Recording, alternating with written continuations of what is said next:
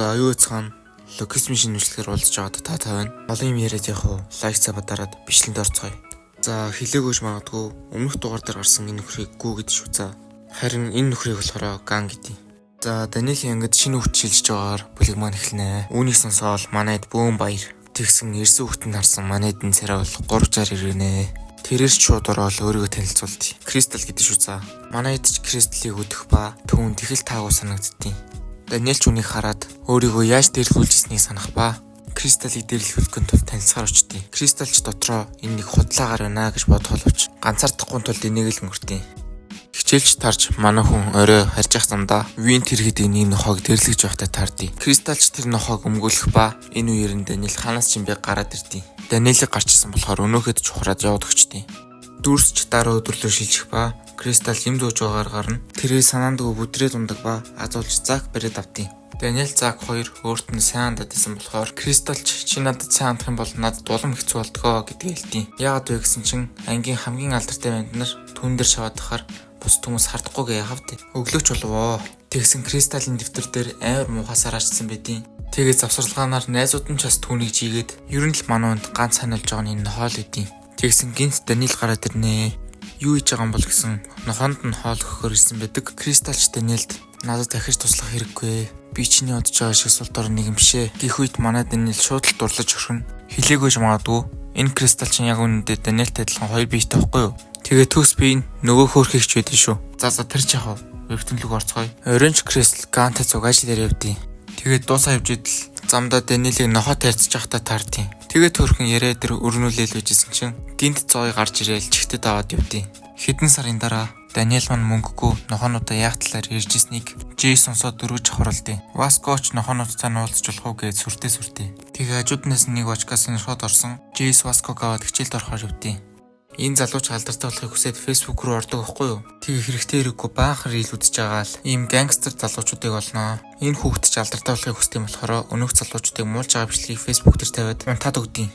Өглөөч сэрээд Facebook руугаа ороод харвал тэр пост нь бүр амар алдартай болсон байдیں۔ Өнөөх гарч ингээд од толлоо гэд амар их баярлна. Тэгээ сургууль дээрээ гэлсэн юм очтгол юм баацтэй. Дүүлийн хүртэл түнд цуг бичлэг хийх санал тавина. Дүүрсч Даниэлийн рүү шиших ба дүүли Даниэлд цуг бичлэг хийх санал тавина. Даниэлч Facebook гэж юу гэдгийг дүүлийгээс асуух ба дүүлийч хариулж байхад нь Зак дүүлийг чимэг байхыг шаардна. Дүүлийч алин болгон энэ муугийн доор ордын гэж бодоод тайлбар тавьсан ч Зак уурлаад ер нь л бол манай хоёр бифт болчихж байгаа. Дүүрсч өнөөх гар руу шилжих ба тэрээр академик бичлэг хийхээр оролдож идیں۔ Тэгээд солиотой гарчин үсээ хусчин. Тэгээд маргааш нь дүүлийтэй академик бичлэг хийх үү гэж асуух ба дүүлийч зөвшөөрдөг. Тэгээд өнөөх гангстер бол муулж өгдөг байгаадтэй. Бичлэг нийтлэгдсэний дараа өнөөх залуучин дөрүүлээд стрим хийдیں۔ Тэрээр ч энэ хоёрыг олоод заавал зодно гэдэг хэлдэг. Мань хоёр бол шийж идэм байгаадтэй. Хогч нь гэхээс өөр юу хэлэх вэ? Тэгээл ийм байдалтай сууж исэн чинь өнөөх гард хоёр ихнаас чад ирээд уулзахаар болдیں۔ Яг энэ үеэр өнөөх гангстерууд чинь сургууль дээр ирсэн. Закаас энэ хоёр нөхрийг мэдхүү гэд асууж идэв. Закч мэдхүү гэд явах гэсэн чинь босс нь үгийн зүрхөө хуурсан гарлан цохоод манай Закийг зодчихноо. Дүүрсч өнөөх хоёр руу шижгэд манай хоёр маань болцсон газараа үлээж идэв. Тэгсэн ийм хоёр юм гараад ирнэ. Дүүч босоо найзыгаа аваад тэр хоёроос бол цутаана. Тэгээ хажуунаас нэг машин шууд мөрөөд ороод ирдیں۔ Ямар атсан вэ гэсэн өнөөх гангстерууд наахан тэрэ. Тэгээд гарууд бол кармаг нь хүртээд юм байгаадтэй. Дүүлийг зодож явахаар өнөөх гар чинь зогтчлгүй яах вэ? Найзыг нүдэн дээр нь зодчоод байхад өнөөх гар чинь айхгүй. Нэмж үдэж бичлэг хийж нэтэр. Энэ үеэр манай дүүлий баригдсан өстө гүлэг болж идэв. Дүүрсч манай эдийн сургууль руу шилжээд Даниэл Зак Васко гурав найзуудтайгаа авахар явнаа. Тэгсэн ийм газарт өнөөх гар чинь нуугдаад иждیں۔ Өнөөх хитэн чаагаад удалгүй олоод тохноо. Тэгээл манай хоёрыг нэг барилга дотор шалдан суулгаал. Яг алуулахын даван дээр манайд гарч ирнэ. Тэгээл өнөөх гар чинь өглөө ирж ирээ юу гээл бас томоо том.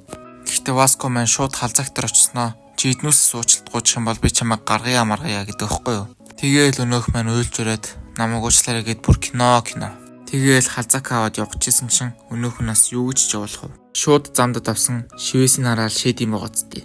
Мануунч гарын тавиулах гад татгсан хөрхий бүр хөдөлг харгуулгаад байна. Энэ үеэр Зак маань өшөөг авах гээд өрөлтөө зогсдیں۔ Өнөөх нь ч чамшиг суугыг зотоод цөхөр өдр хэрэггүй гээл бас томоо том. Тэгсэн нэг иймэрхүү юм болноо. Манай Зак чалаад дүүли төрмөө өгнө. Бас хөөрхөн сэтгэлтэй юм уу? Нөгөө хоёр нь яасан гэж юу? Харгалзуу. Гэхдээ манай Даниэл юу ч хийгээгүй хэрнээ Facebook-ийн од олгодохноо. Галзуу. Нэг өдөр тэр хичээлүүдээр явжсэн чинь нэг ах гарч ирснээр модель болох санал тавьдаг. Өдрийн $100 гэдгийг сонсоод манай хоёрч бүр шок. Тэгснэг амар тансаг машин хурж ирээд дотроос нэг ах гарч ирснээр мөн адил Даниэлд модель болох санал тавьдаг. Заагч чи энэ залуугийн хэлсэн чиг $100 өгч чадах мүү гэхэд өнөөх залуу ч бүр цагийн 100 гэж шүү. Манай хоёрч бүр шок. Гэхдээ манай Даниэл өнөөх залуу харангуйтаа хэсэг шийдвэрээ бод хоролдог. Оройнч Даниэлийн ээж нэрсэн манай хоёр хувцсах оролдیں۔ Тэгээл дэлгүүрлэн ордیں۔ Өө нэрээ энэ ахын дэлгүүр шүү за. Манай хоёр ч ороод харсан. Нэг нөхөр термодийнхаараа $100 санал тавьж байгаа гэд гомдолж идэв. Аач манай хоёрыг анзаарангуудаа та хоёр таар хувцсахгүй. Байсан ч та хоёр үнийг дийлэхгүй гэд хэлээд хайна. Ээж нь ч үнийг яаж тэсхв? Хүмүн дуртай уцаа гэд хэлсэн хөрхи үнийг яаж дийлэх вдэ. Тэгэл гараад явж яхад нь араас манай хоёрыг үнэн муухад оромжилж идэв. Даниэлч сонсчилгүй яах вэ? Энтэй хэрэг хийхгүй гэж шийднэ. Дараа өдөр нь чулж өнөөх залуучин загвараа сурталчилж исэн чинь нэг халтар машин ирэхийг хараад бөөнөрөө хаагартлаа нэ. Тэгсэн тэр машин дотроос нь манай Даниэл бүр амар куулцсан гараад ирдیں۔ Энийг харсан өнөөхэд чинь бүр шок. Даниэлийг сууж байтал өнөөх босс нь хурж ирснэ. Яагаад миний саналаас татгалзав гэж асуудیں۔ Даниэлч энэ дэлгэрэн хувцас илүү загварлаг гэд яваад өгдیں۔ Энийг сонссон ах маань бүр хөөрхөн. Өнөөх аялуучин эргээд харуул нэг юм поз авсан зураг даруулж байна. Энийг хараад Даниэл ийм ичмэр хөдөлгөөн хийх ёстой мó гэж боддیں۔ Тэгсэн өнөөх чинь Даниэлийн харангуйтаа тэр ичмэр хөдөлгөөнүүдээрээ хэд бууднаа. Хажууд нь Даниэл бүр ичж өгөх гэж идэв. Тэгээл манай Даниэл модель гэдэг чинь юм байд юм байна гэд ганц хөдөлгөөн хийсэн.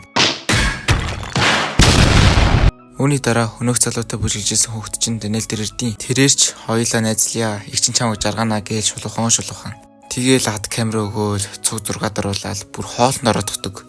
Оройн Даниэл цалангаа аваад явж байгаад ээжийг олж хардаг. Хөөрхимэн Даниэлийн дуртоолыг хийхин тулд явж байгаа нэнэдэг. Орой олоо итгэхэд ээж нь дуртоолыг хийцэн байлгүй яах вэ? Өөрийнх нь төлөө ингэж хичээж байгааг хараад Даниэл манд тэсэлгүүлүүлнэ. Маргааш өглөө Зак, Мирак кино театрт түлээж идэв. Цог кино үзэхэр л ус юм шиг байгаа. Тэгсэн бүр Рокки 12 гарч ивэл яах вэ? Солио те. Бодлого Мира ирээд юу үзэх вэ гэж асуудаг байхгүй юу? Зак мань хэдий Роккиг үзмээрсэн ч Мираг одоод арай шийдэг байна. Цог сонгоцгоё гэж хариулна. Тэгээл хажууд нь ах эрэлттэй киног нь үзэхэр болж байгаа. Гэхдээ Рокки ахыг үзэхгүй байх гэж баймааргүй юм да. За тэр ч яг веб төлөг орцгоё. Манай хоёр ч киногоо үздیں۔ Гэхдээ Закийн толгоонд бол Рокки ахлаад өгдөн. Манай хоёрч гарч ирээд киноныхоо тухай ярилцж байтал Мирагийн багын найз гээд нэг хоёр гараад ирнэ. Манайч мэлг гээд гараа сунгасан. Тэгсэн нэг залуу нь яадаг тэнийг амсгавэ гээл доогөлж байна. Гэхдээ өнөөх залуу нь манай найзыг уучлаарай гээл гар өрөөд өнгөрнө. Манай Закийг кофе зөөж байхад нь өнөөх залуучин албаар дэгээдэж унгаснаа. Ичих чүү уучлалтгүйгаа тавил яах вэ? Бүр болоогүй хүүхд тагцдангуудаа мань өнлөө буруугаж гиснэ. Уучлалт тэтэр гуйж энтер. Өгтүүдаа ийм л хоёр нүртэй болгоочаас хол байх хэрэгтэй шүү. Тэгээл манай Зак 04-гөө толдчихсэн чинь өнөөх хоёроор өөрийг нь муулж ахыг сонсноо. Зак манч ганц өдөр юм да гэд бие бариад явчихсан чинь өнөөх ярианда Мираг оруулж ахыг сонсоод анхааруулаад л өнгөрдیں۔ Өө нэрээ харж ивэл манай Закийн гар нийтгцэн байгаа зү. Цаа чи харин Миратай дотны хിവэрэ байхын тулд гар нийтгцэн байгаа гэдгийг хэлж чадахгүй байгаа гэсэн. Зак маань бодлогошрол сууж исэн чинь дээр зодулдаг мишокууд нь тахын тэрэ. Тэгээл ижсэн чинь хажуунаас нэг хүн сайн уу гээл мэдлэлтийн. Хинбэ гэд харсан манай Закийг дагцдаа дээрлэхэд идэх хүн чинь эдний сургуулийн дүүн юм байх уу. Тэгээл өнөөх чинь Закийг сууж байгааг харангуйтаа шууд дагцдаад авдیں۔ Өнөөхөд инсүнсэн зайлтын байгаа зү. Тэгээл өнөөх бацааныгаа жигтэж аваал Закийг ямар аимшигтай хүн болохыг хэлдیں۔ Энийг сонсоод өнөөх чинь бүр жижигэрдэм байгаа зү. Тэгээл өнөөх комом чинь Миралуу ингэж андуурч байгаа л Закт стосоо хавсуулаад авна. Тэгснээ Зак юу ч хэлдэггүй яваад өгдیں۔ Маргааш нь чулж манай хоёр нэг л ивэ болохгүй. Тэгсэн завсарлаганаар Мира Закт цуг Рокки үзье гэж хэлээд тайна. Тэгээ манай хоёр ч кино үзээл эвлэрээд бас хөөрхөн. Дараа өдөр нь чулж дөрс Даниэлдээ шилжих ба мөнгө яаж олох вэ гэж бодож идэв. Тэгсэн сууж исэн кафед нь мөнгө ирсэн баахан багийнууд уулзалт хийх гээд ороод ирнэ. Тэгээл тэд нар энэ ахтай хэлцэр идэг ба тэрнч бүтлгүүдэл энэ ахыг мань хаяад өвдیں۔ Тэгээл ах маань хаядаал амар гонголж исэн чинь Даниэл цаг олох гэж хэмээ гаргаад ахын анхаарлыг татаацгнаа. Тэр ахч чи амар их мөнгө хэмээр нөө гэж Даниэлээс асуудаг ба Даниэлд ч мөнгө хэрэгтэйсэн болохоор yes гээл хариулна. Тэгээл оройн ахын хэлсэн газарт амар гоёлол очтیں۔ Тэгээл баячуудтай суугаал юм яриад гой саагнөө. Тэгсэн манай Даниэлийн аман цангаад архийг устан андураа дуучнаа. Вотка амсаж үзээгүй хүн уухаар шууд л нөлмтийн баазтэй. Тэгсэн энэ ах босч ирснэ. Залуу жоох намтай шүү гээл Даниэлийг мань дээрлэхстэй. Даниэлч уухаар ямар л төглөө. Шууд л өөдөөс нь тэрслэн. Тэгсэн өнөөх чин ууралсан юм яасан. Хамууттайгаа болдгоо дайрнаа. Тэгээл манай Даниэл сугнууснуудын амархан дэлэд босс нүр тулдیں۔ Нүр тулгач гэж дээ. Араас нь дайрж байгаа чаваас. Гэхдээ манай Даниэл Васкогийн үрэлтийг аваад ганц л хөшлөө дуусгана. За нэмээд хэлэхэд бол манай Даниэл бусдын сөүдлгөөний хулбарлах авьяастай. Жишээ нь Ганы хийсэн өршөлтийг манай Даниэл хулбарлаж аваад саяны гар дээр хийсэн гэсэн үг. За буцаад вебтүүлэг орцгоё. Тэгээл хамгийн минь зохион байгуулсан босс нь бүр шоконд ороод Даниэл чи мэлэлгүй сургуулийн зүг юмнаа. Энэ шар шүнжэнгөө шовдсон байдیں۔ Галзуу. Дөрч сургууль руу шилжих ба ээлигээд энэ хүүхэд үсээ ахаад л өөрөнгөрөө бодсон охтуудыг өстө уйрааж дий. Энэ үйлдэл нь вин таалагдахгүй шууд зодгоод ирдэг байхгүй юу? Гэхдээ манайч соёлтой болохоор эвтэйхэн аралчнаа. Тэгээд вин үнэн гутарч явжсэн чинь ард нь чимээ гарч ийна. Эргээд харвал Даниэл маань үнэн кул сарай харагдсан байж дий. Тэрэрч фак бой болсон ангид ороод охтуудын анхаарлыг төв болох нь ойлгомжтой. Гэхдээ ангид нь Даниэлд ганц л дургу байгаа үнэн Кристал гэдгийг. Даниэл ч үнийг мэдээд Кристал дээр яриа өгөх гэж очих боловч тэрээр уурлаад өнгөрнө. Сурлагаанаар Даниэлч Васко дээр очиод бэлтгэл лидерийн сонирхол ижсэн чинь Джейс Даниэлаас чи ч гэсэн хийж үзмээр нөө гэж асуудیں۔ Даниэлч тгийгээл зөвшөөрнө. Джейс ч дотроо костюмны цохилт надад яаж нөлөөлөх вэ гэж боддогч үр дүн нэг иймэрхүү. Цайны цагч болж манайд бүр үнэн сүр тоорж ирж байна. Тэгсэн нэг үлэн амартай багш гарч ирснээр манай Даниэлаас арх хүндэт чинь гэд чигтээ давнаа. Тэрэрч яасан зүй уулгаач вэ? Бодвол найзуудынхаа гэр тархитуу гээл асуудیں۔ Даниэлч тээгэн болохоор тэр газрын тэгтийн багштай үзүүлнэ. Тэрийг харсан багшийн нүдэн бүр орой дээр гарна өө. Бодвол их нэртэй газар юм шиг байгаа.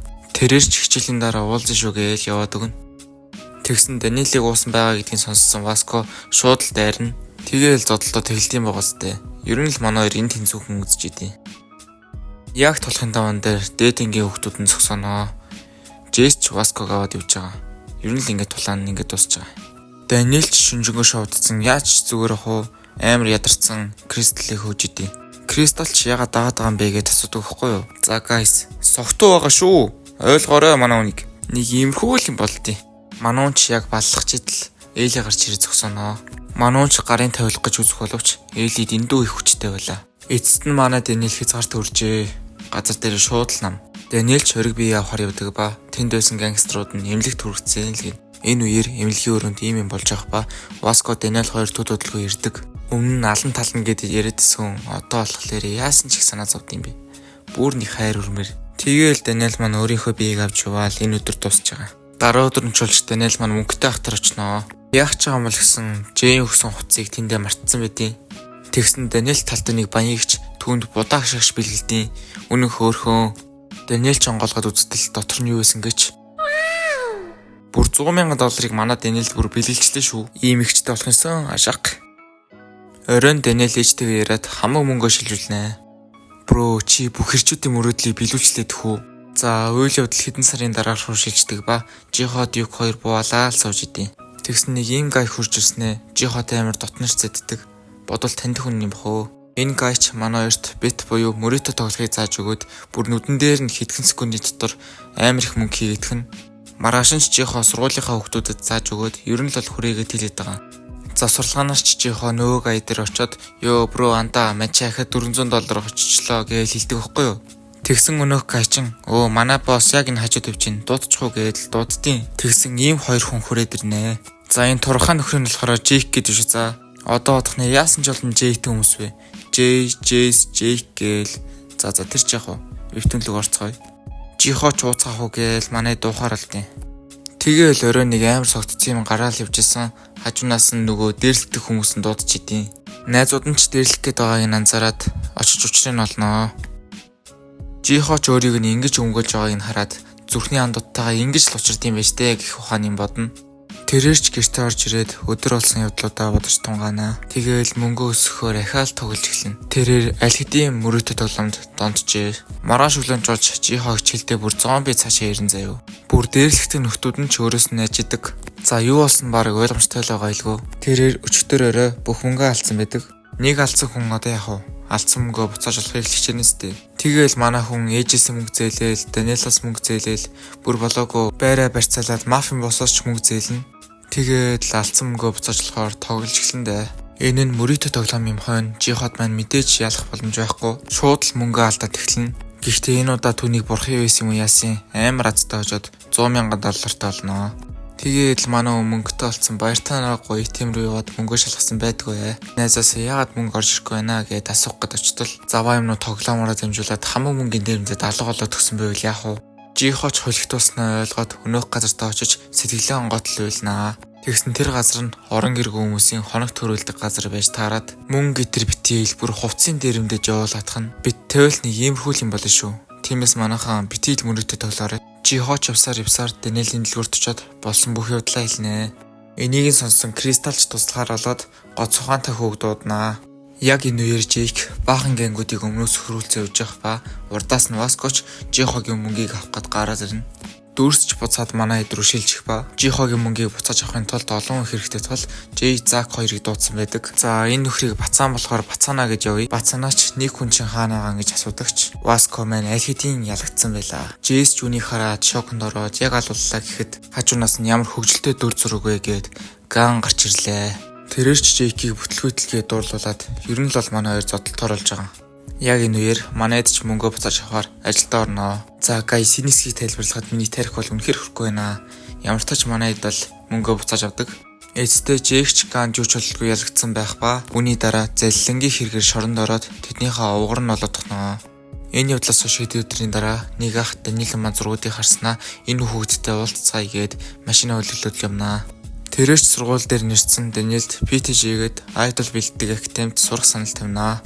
Даниэл ч ихэндээ дургуйсан ч дүүхтэй цугаараад ёстой жинхэнэ алж өгдیں۔ Тэгээд тэр студиэс нь гарсан баахан хүмүүс гадаа нь хүлээж идیں۔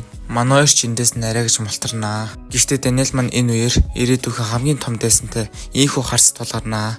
Дараа өдөр нь чоч Дюкийн хоёр маань 1-р ангийн хөвтөвчийг л актем руу орцгоно.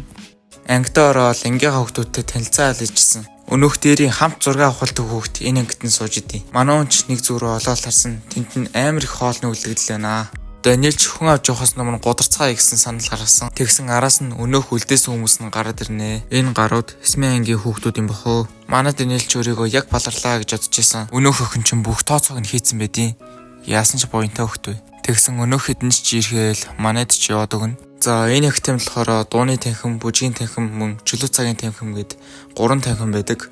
Манайд ч бүжгийн танхим руу яваад орсон бүр нохоороо цаашаа. Уул нь өмнө орсон ангид цэвэрлэж явд юм байна л да. Гэхдээ манайханд ч цаг байгаагүй болохоор хурдан цэвэрлээл бүжгээ тавтана. Оранж Дюк ориг Даниэлтэй бүжиглээл. Ер нь л бол манай Даниэл 24/7 бэлдэж идэв. За энэ нөхөр бол DJ бүтнээр нь Диего. Солонгосын супер од эдний үзүүлбэрийн шүүх юм бохоо. Ангийн хүүхдүүд ч ээлжээрээ гарч эцэст нь манай Даниэлийн ээлж ирвэ. Тэрээс ч өөрийгөө танилцуулаад бүжиглэж хэлсэн. Түүний хөдөлгөөн бүх хүмүүсийн амын ангалгах гайхалтай хөдөлгөөн байлаа.